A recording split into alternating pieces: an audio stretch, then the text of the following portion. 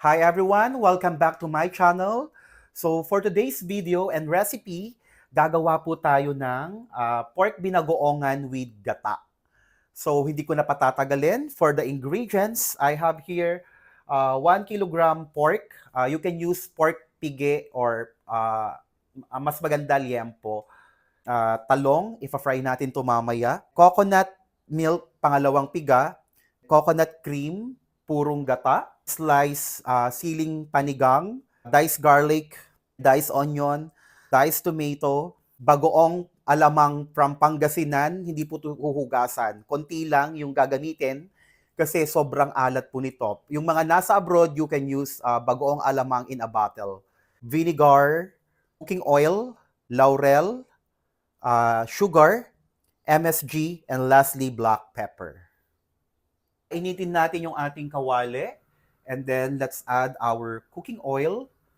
Then, isi-seared muna natin yung ating pork para mas malasa.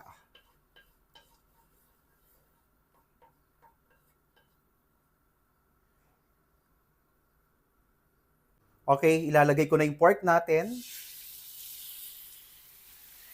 So, hayaan nyo lang siyang maging ganyan.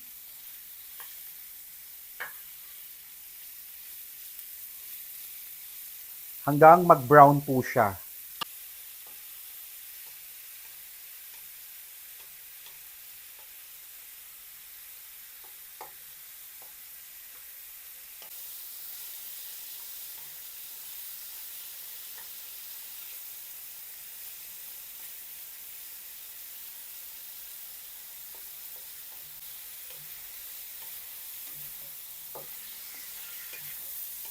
Once it's brown, off muna natin yung ating apoy. Then, set aside muna natin yung ating pork.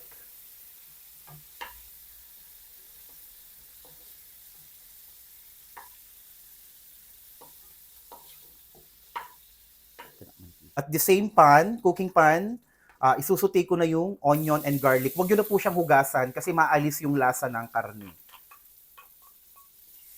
Okay? So, pag nagigisa ako, sabay ang garlic and onion.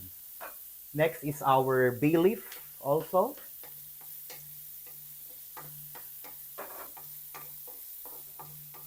Hanggang maging translucent yung ating onion.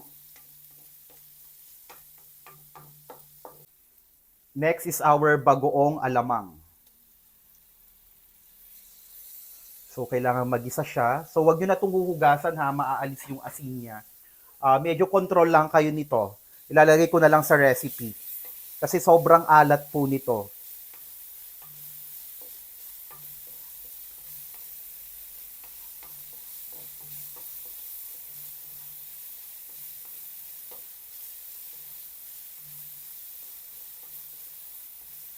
Then, our tomatoes.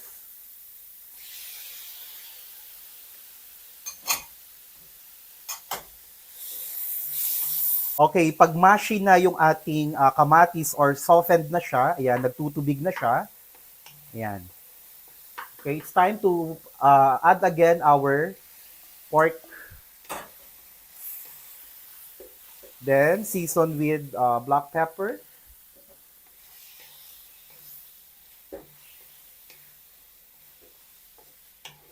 Ayan. So, mamaya madideglaze to yung gilid niya later. Makukuha yan, yung lasa. Ayan. So, ganyan lang po kabilis magluto ng masarap na pork binagoongan. And then, vinegar.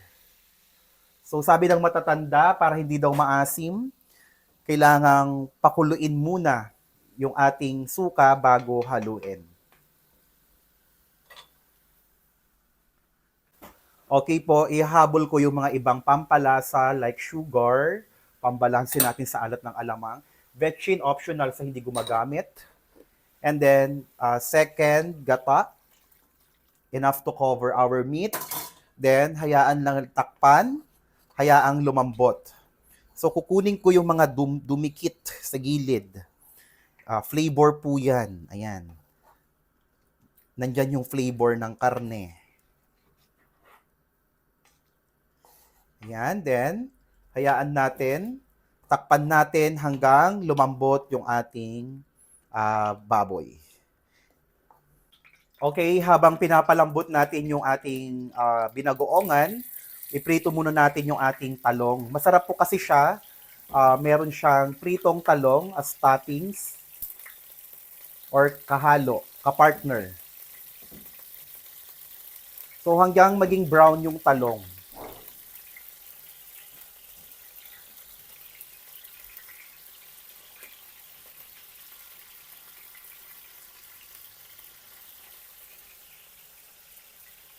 Okay, pag prinito natin yung talong, ganito po siya kapula para masarap tingnan. Yan. So, konti na lang, malapit nang maprito yung ating first batch.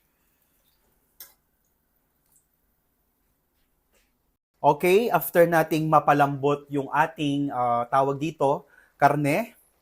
So, it's time to add in our pure coconut milk or kakang gata. So, ibubuhos na natin siya. And after that, it's time to add in also our siling panigang. Ang sili kasi namin dito sa Isabela, hindi po siya ganun kaanghang, kaya ganun ako kadami maglagay. Unlike in Manila, ibang variety yata ng sili ang meron sa inyo. Yung, kahit isang piraso lang yun na siling panigang, sobrang anghang. Sa amin, native sili, yung kulot siya, kahit ipakbet namin to na puro, ay hindi po siya maanghang. Kaya control lang kayo sa paglagay ng siling sigang. Okay, so yung kalahati ng prinito nating talong, ilalagay ko po yung iba, and then yung iba gagawin ko siyang toppings. So ipaibabaw nyo lang para maka-absorb ng gata yung ating talong. Yung the rest, gawin yung toppings. Ayan.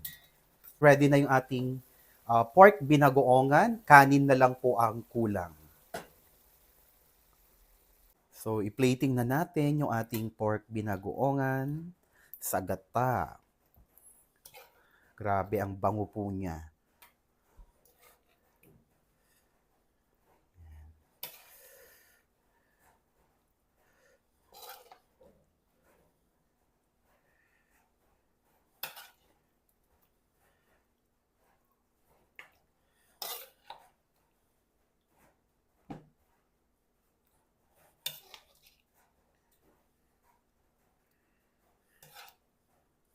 Okay.